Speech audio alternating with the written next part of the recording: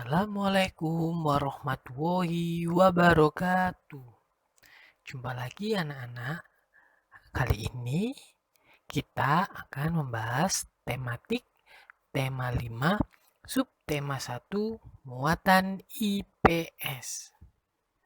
Nah, untuk materi kita hari ini yaitu tentang tokoh dan peninggalan pada masa kerajaan Hindu, Buddha, dan Islam. Mohon disimak baik-baik ya anak-anak. Sejak zaman dulu, Indonesia atau Nusantara terkenal sebagai daerah yang kaya dengan rempah-rempah. Sehingga tidak heran jika kawasan Nusantara ini menjadi jalur perdagangan sejak zaman dahulu. Para pedagang dari luar negeri banyak yang berdatangan ke Nusantara. Dan ternyata selain berdagang, mereka juga menyiarkan agama yang mereka bawa, di antaranya Hindu, Buddha, dan Islam. Pada masa itu, kita memiliki banyak tokoh yang berperan besar terhadap masyarakat.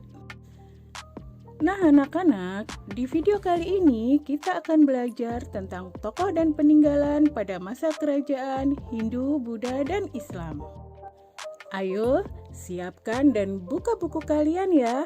Tema 5, subtema 1, materi IPS. Selain berperan dalam masyarakat, para tokoh di zaman kerajaan Hindu, Buddha, dan Islam tersebut juga memiliki sikap kepahlawanan selama memimpin kerajaannya.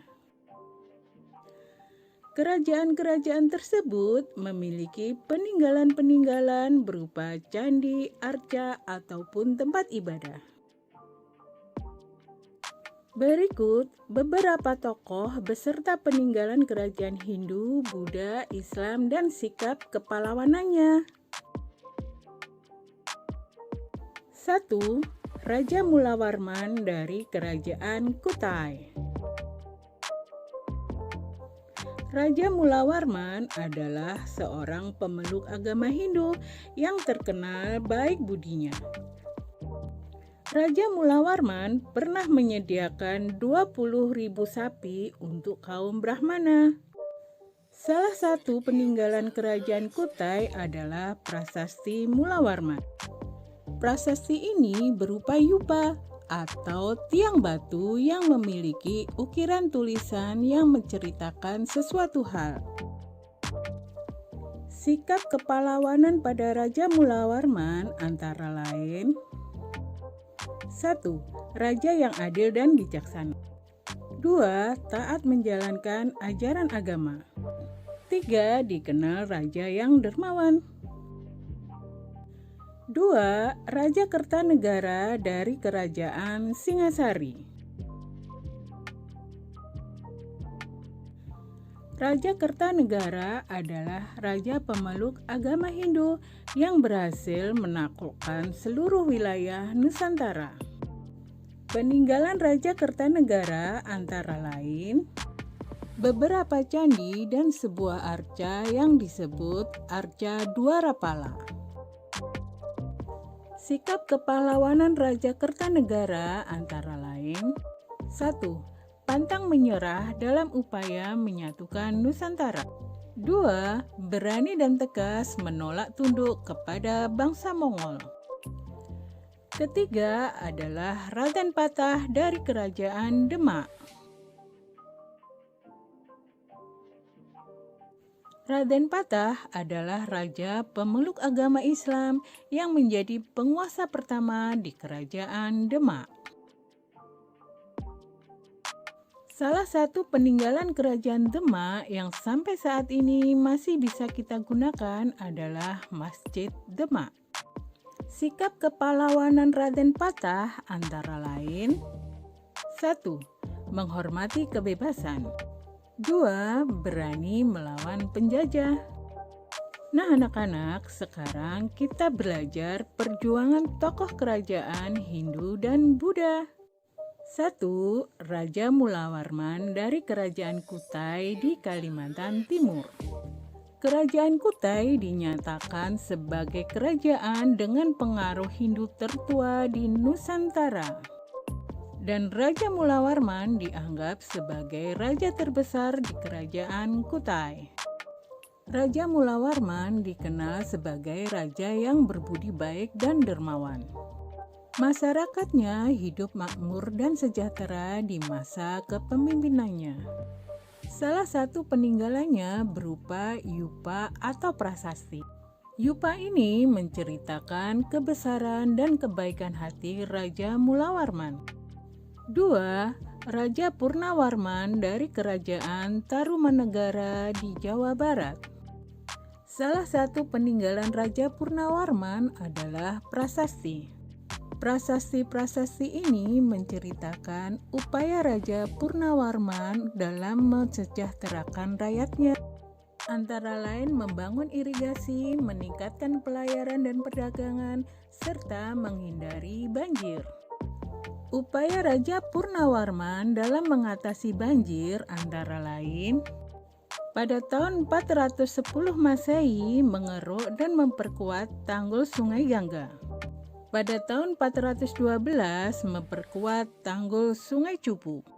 Pada tahun 417 melanjutkan pembangunan kanal Sungai Gomati sampai Sunda Kelapa sepanjang 12 km.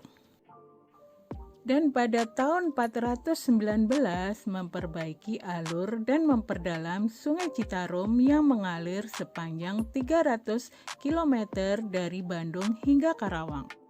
Tokoh yang ketiga adalah Raja Hayam Wuruk dari Kerajaan Majapahit di Jawa Timur. Pada masa kepemimpinannya, Majapahit mengalami puncak keemasan, yaitu bisa menyatukan seluruh wilayah Nusantara.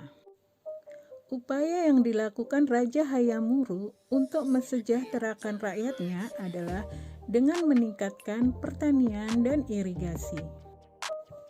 Di masa kepemimpinannya, rakyat Majapahit hidup damai dan makmur karena pertahanannya yang kuat dari serangan musuh. Tokoh keempat adalah Mahapatih Gajah Mada dari Kerajaan Majapahit di Jawa Timur.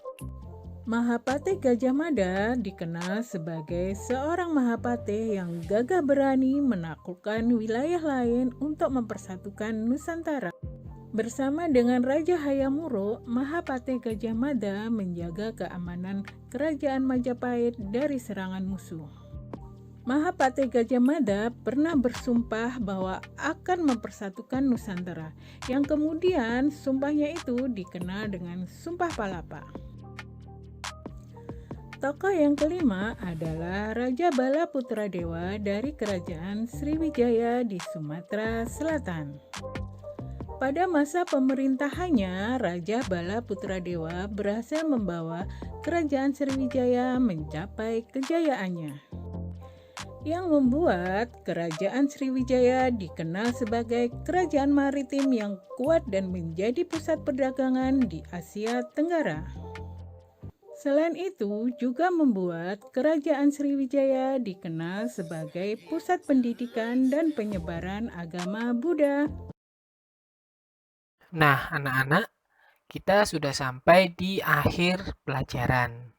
Semoga apa yang disampaikan bisa bermanfaat dan tetap semangat ya anak-anak. Sampai jumpa di materi berikutnya.